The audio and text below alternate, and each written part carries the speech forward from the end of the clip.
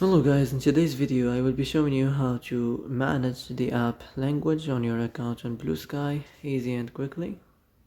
So first of all, enter the Bluesky application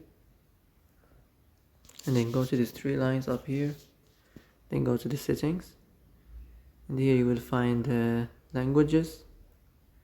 So as you see here you will find app language. So if you want to change it, just click on it like this. Now as you see here you can manage it. You can change any language you want. So that's it. That's how to change the language as you like, the app language.